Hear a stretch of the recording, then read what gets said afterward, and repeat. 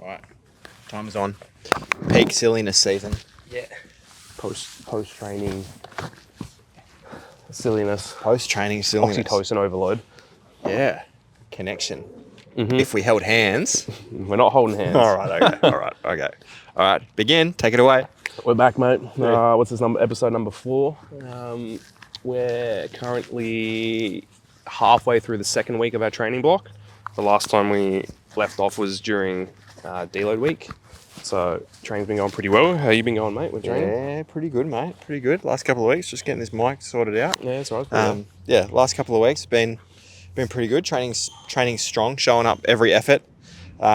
Just full noise and yeah, lots of progress, but body's definitely paying the price in terms of fatigue. Nothing else but that, just fatigue creeping in. But we've got all those strategies to manage it, and I've definitely had to leverage what we were talking about in the last episode around waking up in the morning and saying, how can you be the best version of you to continue moving forward? And I wake up in the morning and I'm like, I remember what you said in that last episode. So that's kind of been pretty cool that I put that out to the world. I shared a short version from the last episode, and I've had some really positive feedback on what we've been doing. And yeah, definitely had to leverage that. So Accountability, mate. That's what that is. Accountability. And what we've been finding out is that some of the themes of what we have been talking about and will continue to talk about, there is a lot of crossover, and I think that there has started to become like a natural intersection of our conversations of like picking up where we left off, but under a new theme. So with that, what's been on your mind the last couple of weeks, mate? What are we? What a segue. Where are we going today? What a segue. So I think. Yeah, definitely the thing that's been on my mind and some of the things that we've discussed a fair bit outside of like doing the filming side of things and more just in like our day-to-day athlete life, as well as some potential personal, professional aspects as well. Has been around communication and just how pivotal of a role that plays in both us as a pairing and our teammates within our training environment, as well as senior athletes and in leadership, semi-leadership positions there, also as well as our professional work with you working at visibility and me doing the coaching stuff as well. It's just I actually had a conversation with my psych last night as well, and he kind of referenced that I particularly am someone that might look at something, analyze it, pick up on a cue, then get curious about it, and then start to like apply that to myself and my own story or the way that I view things, and then potentially the way that I view others or how I perceive their perception to be of situations as a very roundabout way. But that's just, I guess, my mind and how I kind of work. I'm very, I guess, as he said, very thoughtful and deep thinking. But yeah, the thing that I've been thinking a lot about is just communication and how integral it is in terms of performance. And it's the basis of everything, because a lot of the things that we've discussed over the last couple of weeks around like the accountability aspect as well. It's like you need to be able to communicate your needs, your desires. You need to be able to communicate any time that you're feeling down and not in the right place. So your ability to advocate for yourself comes back to your ability to verbalize what you are feeling and how you're feeling, and also set boundaries and set standards. And then from the professional aspect as well, set those standards of what you expect others to act or what you expect the environment to be like that you want to kind of create. And I think this is the big thing that we've picked up on, and I think we were going to talk about, I guess, our journey through that communication piece and what it's like and where it went and where it is now, and how we kind of then incorporate that into our personal and professional and athletic lives. Yeah, I guess from here, like we're looking at this through the lens of high performance. Yeah. And we are high performance athletes, and with high performance sport becomes other high performance aspects that need to be optimized to be able to perform as well. And the conversation that we've had is about how crucial communication is, and communication becomes like the basis level, as you say, like it is the foundation of everything. And if you can nail down the communication, everything else kind of flows on from there. And this is where it kind of was the intersection with the last episode that we did on accountability, was around you being accountable of being able to communicate effectively yourself, but also to be able to have the insight in yourself in who you are and how you receive communication as well. Because how you receive communication from someone else, you know what works for you, or if you don't, it's something as a high performer that you need to work out. Yeah, figure out quick. Figure out quick, like what kind of communication works for you, and very clearly you can then give the Luke blueprint to someone else and say, this is actually what works for me, and this is the sort of communication style that actually is quite effective for me. And for me, like in the last couple of years, elite sport has given me the opportunity to really figure out who I am and the type of communication that is really effective for me. And when somebody isn't necessarily providing that to me, then being able to articulate that in a way that's not accusing someone of doing something wrong, but looking at moving forward. And I guess that is some of the work that we've done as a high performance team, because it's unique riding a tandem bike, right? Like our connection together is crucial for our success. And it's not just, we can't just expect that we're going to be two individual athletes that can then come together on a bike together and perform. There's a lot of work that has to go into it around that. And I think that after a couple of years of working together, we potentially tried the solo avenue of kind of working in our own realm and then coming together on the tandem, and then realize actually for us to be more effective as a team and for us to be able to succeed and get to that next level is kind of working out between the two of us, and with external support as well from our coaching and high performance team as well. Like what strategies for the both of us are going to work along our journey. And it's since kind of figuring all of this out during 2023 that we've been able to really leverage those skills and keep moving forward. And since kind of figuring out how powerful these like communication strategies have been for the both of us, we've been able to really upskill further and build on that. And I think for the both of us now, we're both very clear, concise, and very much have an understanding of what we both need in terms of both of our individual, who we are as individuals. Yeah, different personalities. Yeah, and then be able to, like, one, completely respect those needs, but two, be able to fulfill those needs with effective communication as well.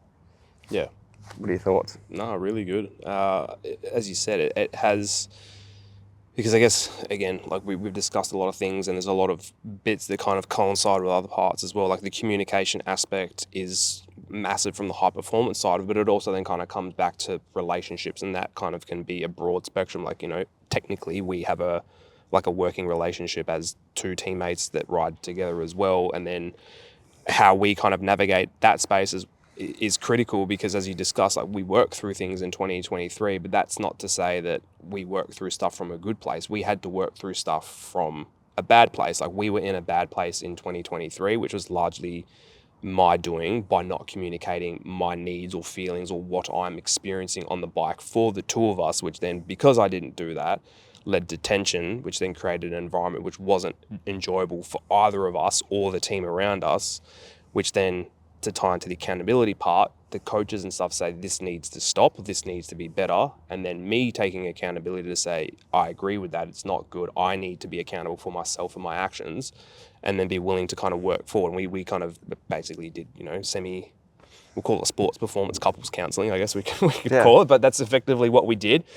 Two parties coming together, being willing to work together and come and have those communication things. And in those sessions that we had, you learnt things that I never shared before, and I learnt things that you hadn't shared before. So that created a space for us to get back to where we were prior to that high performance stress environment, because this is what this is. Like what we're doing here is not necessarily normal, but it's also at like the most minute margins of performance that your senses are at a heightened level. So it is a pressure cooker environment, and it can make or break people. And I think through that point we broke to then come back and build better and build stronger, to then go on the journey that we went on. So as much as it, I sometimes feel bad that it did happen, I also think that it's the catalyst that led us onto the path 100%. to become successful, to get back to where we were prior, because there's a lot of respect here. I respect you massively for what we've done, and just even, I guess, outside of the sports stuff, we have a lot in common. So like it's more of a friendship. Yeah. So then when we ride together, it's more meaningful and more impactful that way, which is probably why things kind of went that way back then. Yep. And it was me not knowing how to communicate for myself, and it's a journey that I've been on, is learning myself to be better, because as you discussed, from like a personality perspective, I'm someone that's quite shy and reserved by nature. When I was a young kid, like I wouldn't necessarily be the outgoing, loud one. I was usually the one who would be on the outside, sitting, reflecting and analysing everything, not the one that was kind of speaking. But now I've learnt to work through that I do need to speak up and advocate for myself more, which was through that learning journey. And through that learning journey as well, like you're constantly challenging yourself now, like getting in front of the camera and microphone like this, like really pushing your boundaries too, because you know the positive impact that working through some of these things have had as well. Yeah. Also seeing the results that we had, and then because of that, like because of us coming together and working through that, we now have a far better understanding of each other, that we can kind of like, we don't actually have to say that much. We kind of know when to say things, when not to say things. We know when to check in on each other. We also know when to say, hey, like I don't have, as you've said before, like there's times where you like, I don't have the capacity to kind of be there. But there's times you're like, hey, I if you need someone, I have the capacity to be that person to lean on. And that comes back to communication. One, communicating your desire or your ability to kind of help in situations where I might be down, and then also me to communicate back to say, I like, yes, I need that, or no, I'm okay, I can work through this myself. And that's where this all kind of ties into, is it's how we've learnt this, and then how we can kind of share those experiences to give to you guys to then take into your own life, whether in whatever situation that's a pivotal part, because everything kind of boils down to that. Yeah, exactly. And I think with the journey that we were on, it was like the point that we've got to in 2025 after working together for 5 years, as you say, is like very short, concise summaries of communication. Like if I perceive that you might be having a challenging time and I say, "You all right?" and you go, "Yep, I'm okay." Like you might not be okay, but in that moment, like that's enough to know the door's open. Yeah. You know, whereas for some people, they might need to have their hand held a little bit more and taken through that. Like, oh, I'm here if you need to talk at any point. Whereas like where we have got to is the point of like, we don't need to say anything more than that.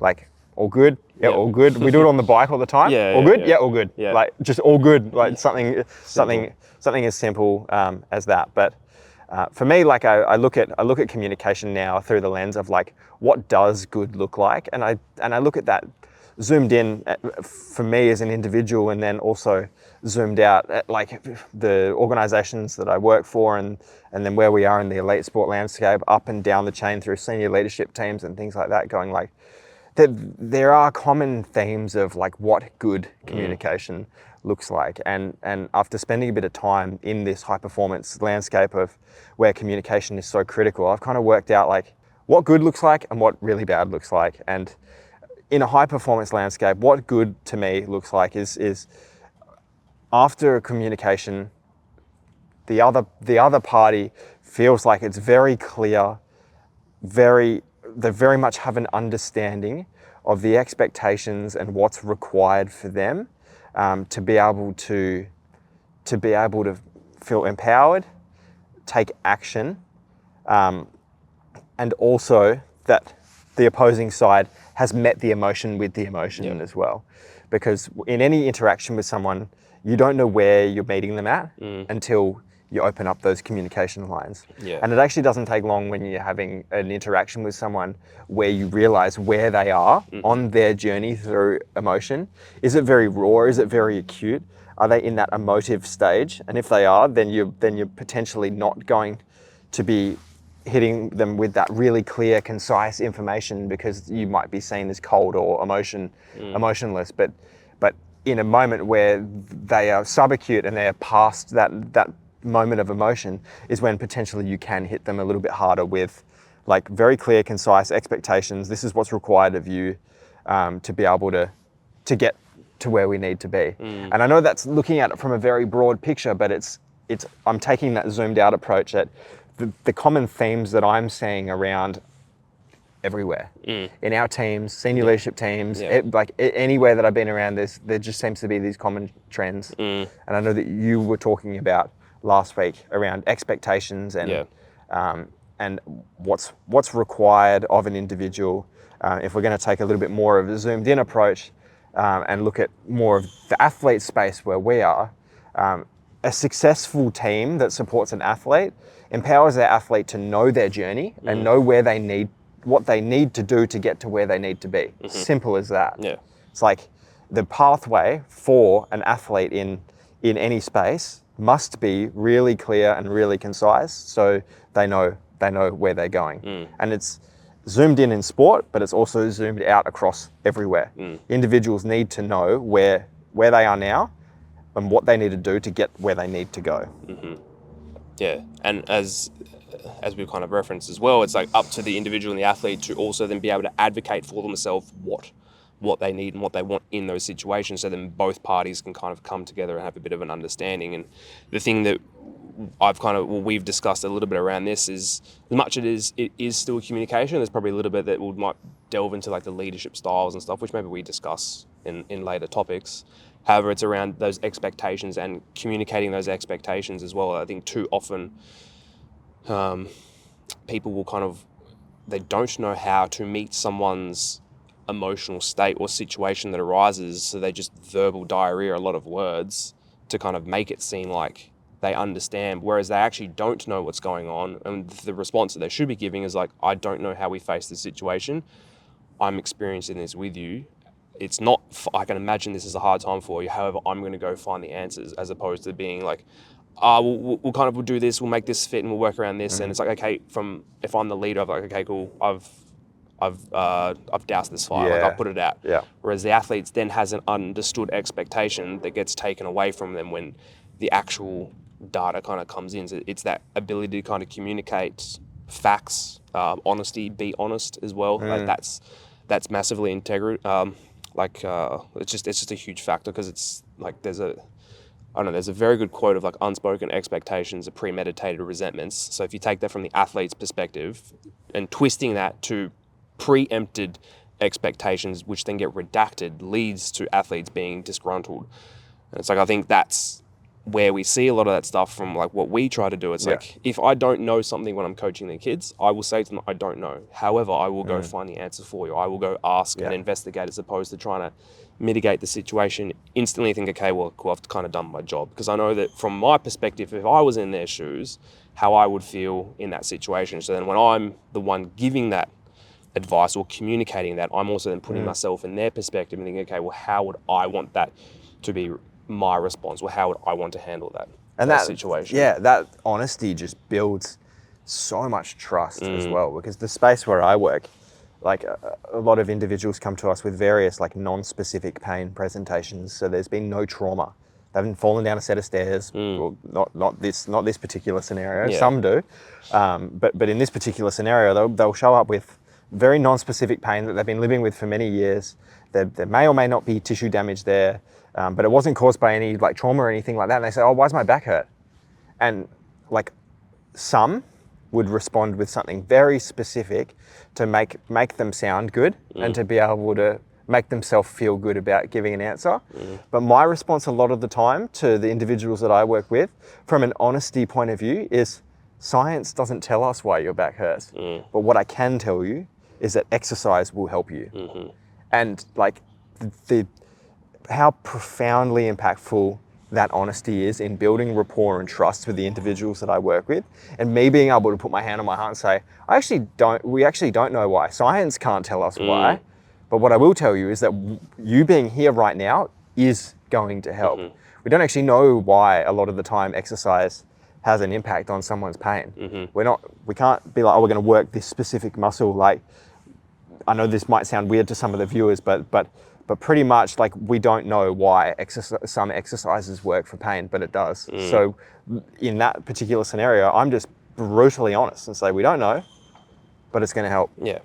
And the trust that builds, and it's the same like with your athletes that you work with. It's like when you're honest, it just builds that trust and builds that rapport, because then when you do know the answer to something and you can say it, it's 100% truth, because the trust is there that if you didn't know, you were going to say anyway. Yeah, it is. And as well, like being able to communicate honestly and openly builds those lines of trust that when the other party needs to then come to you in their moment of despair or Yep. in a tough time, that trust has been built that they will be willing to come and open up. Whereas again, if the communication is more from trying to mitigate things, it builds not defensiveness, but just the other party will put the walls up, and then they won't necessarily feel safe to kind of come and open up those communications, which then starts this ping pong battle of like just the walls going up further and further and further, and no one's having honest conversations. And then people say like, yeah, I'm fine. It's like, well, I know you're not fine because I can read and see your facial expressions.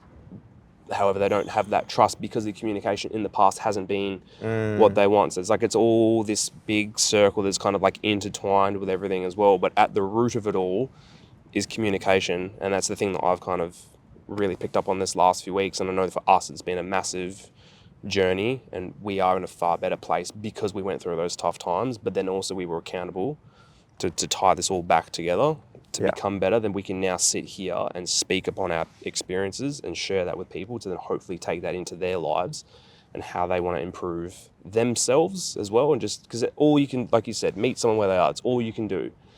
Advocate for yourself. Say, this is what I expect. This is what I require. This is what I need. This is how I can work with you. If someone can't meet you there because they have different instances, okay, great. Now I've seen where you are.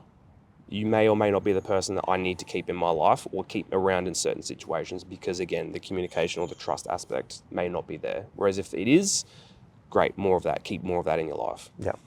Yeah. And when someone comes to you in that challenging moment, if it's not the right time for you, you can verbalize that. Once again, it's that being like, now it's not the right time for me. Let's set a time where it can be the right time, and know that you can give them 110%. I think we live in like a society of sorry. People are always saying sorry. And like it really gets to me when people apologize when they don't need to apologize. And I'll tell them, I'll say, you do not need to apologize right now, because I will tell you if it's not the right time. Yeah. Right? Like I will literally communicate to someone if I wasn't willing to support them in that space, or I wasn't wanting to do something. If I am engaging with an individual, it means because I want to. Mm-hmm. And when someone like is like, oh, sorry for wasting your time, or sorry, I'll be like, I will tell you, there is no apology required here.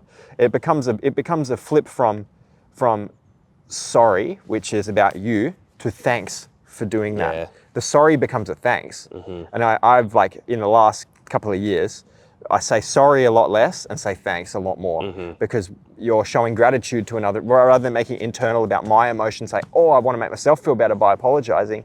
It's actually like showing somebody else that you actually really care about what they've done for you. Like, being able to say thanks for your time, or if you take forever to reply to an email or something, rather than it being a sorry for the delay, it's a thanks for your patience. Like you were being really patient in waiting for me because I took forever to respond, and highlight, and they're like, yeah, I really was quite patient there. And you give them a little G up, and everyone gets G'd up from it. So rather than everyone saying sorry back and forth, everyone should say thanks, and then we're all going to be bloody stoked and have a great time. Absolutely. Yeah. I love that. Yeah. Fantastic. Anything else you want to touch on? Nah, nothing else. I think that's good. And like, I know that like future topics that we're going to be working on, it's all going to feed back to this as well. And it's all going to come back through to accountability, because like we want to be accountable to the way that we communicate in building our circle of individuals around us that are going to be able to support us. And then communication is then going to feed into episode 5, whatever it might be. So leave a comment if there's anything else that you want us to delve into, or any thoughts that pop up in your head as a viewer as well. Please hit us. We're more than happy to have a yarn, as you can see. Absolutely, that's it. Yeah. Well, as you said, thank you for watching. We'll see you in the next one. Yeah, see you soon. Good job, mate. Yep. All right.